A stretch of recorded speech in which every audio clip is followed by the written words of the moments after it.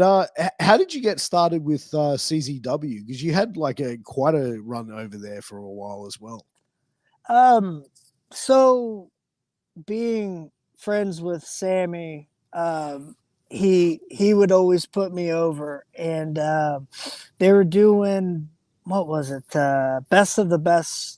Man, I don't even remember what year it was. It was, I think, Adam Cole, AR Fox, Daisuke Sakimoto, Sammy Callahan, a few other people uh, were in that tournament, and I was luckily put over enough. I think Moxley put me over.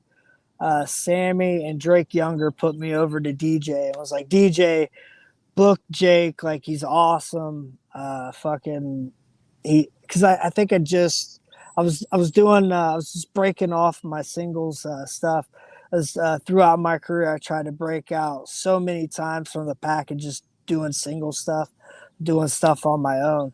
And this was the one time that I got to do it, and I was just right place, right time, and the right people put me over to the owner of the company, and he took a shot on me. The conversation was weird and odd. I didn't know who the fuck DJ Hyde was. And the way he booked me and the way he spoke to me on the phone, it was so funny. So like thinking about it right now, it's so much hilarious stuff in that conversation. It's like, so I'm not going to lie to you, Jake.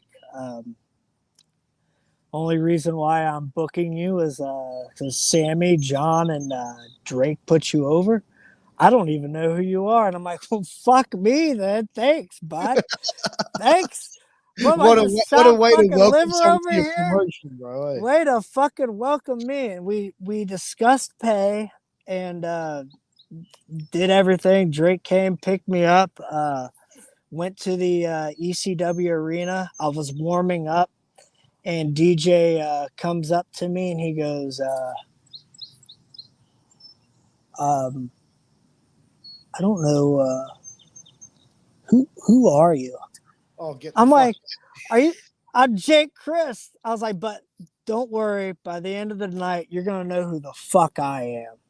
Hell And yeah. then I ended up killing it with Sammy and AR Fox in a 3-way. The next day, I wrestled Moxley in his last independent match before he went to WWE for Wow. CZW. Was that some? I think it was in New York. The Ace Arena. That's what it was. The Ace Arena. I What, can't what believe I remembered that. what were your thoughts going into CZW though? Like, had you known much about the company like before going in of what they were? Absolutely. I was a part of the Ring of Honor CZW feud. I was on the Oh, Ring of really? Honor side though. Yeah, Oh, that was back in I've been around 2005? 2000. Well, I think it was around 2006 ish. Yeah, right. Because I remember they had like the big cage of death. Like, Yeah, I wasn't like in any of like the inter-promotional matches. I was just on the Ring of Honor side. I remember we did it was a double header. It was Ring of Honor and CZW at night. And the end of Ring of Honor, CZW ran off us with what was it? A weed whacker. that's right. Yeah, Yeah, I Zandig ran everybody off with a weed whacker. I remember jumping out of the ring and over the guardrail and out the front door as fast as I could. And Zandig walked up to everybody in the locker room and he goes, "If you don't get out of the way, I'm going to hit you with this weed whacker." And I didn't want to fucking be hit with that weed whacker, so I got the fuck out of the way. Oh, dude, I don't blame you, bro. Like, I've never been a wrestler. Never taken bumps into like anything or barbed wire. But if I ever feel like I was in the business and someone came up and said, "Hey, man, so this is the plan for our match. This weed whacker, right? I'm gonna start this. I'm gonna hit you in the fucking gut with it." I'd be like, "Yeah, good fucking luck, Like, bro." yeah, I'll be over here around the block. Yeah. Yeah, I'm I'll not be going to be around that area at all. But yeah, man. Uh, so I knew exactly. what I was getting myself into, and by that time, the CZW that I was getting into was nothing like the real CZW. As I mean, and I didn't know this at the time. Like I didn't know what was what. Like I found out later that Zandig sold the company to DJ, and DJ. I mean, like, and I was a part of that for years with him just fucking up CZW left and right.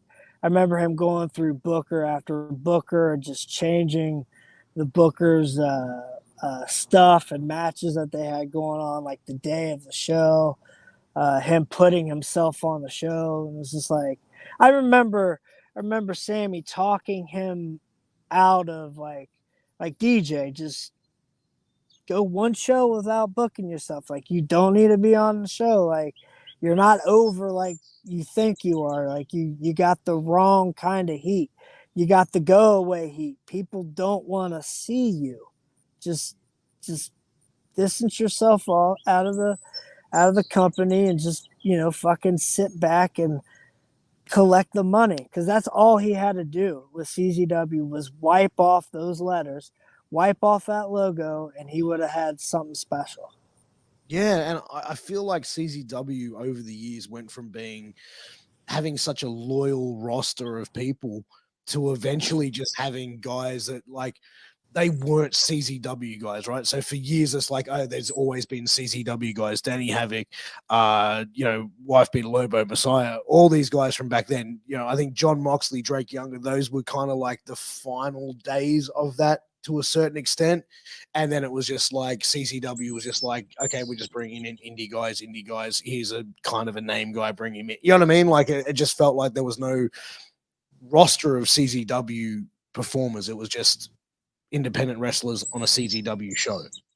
Yeah, absolutely right, and I think that's all because of DJ Hyde. Because he'd grab on to the hottest thing, which is fine. You got to do sometimes, but man, like build your roster around him. Then get those couple guys that are hot. If you can get them commit to 6 months to a year, long worth of dates. Get those guys built, but then build your roster around those guys, which is what I thought he was doing with Drake and Sammy. Well, Moxley, by the time I was already there, he already signed his deal. But I mean, like, Danny Havoc, Devin Moore, those guys were those CZW guys, and if he would have just built CZW brand around Sammy and Adam Cole and AR Fox, he wouldn't be struggling today. He wouldn't be a joke. He's a laughing stock in the business. It's like you see CZW popping up here and there, having shows, and it's just the groups that I'm a part of. They're just constantly blasting and make fun of them, and I find it hilarious because it is a joke. It's not ever going to be CZW of what people loved and cared about.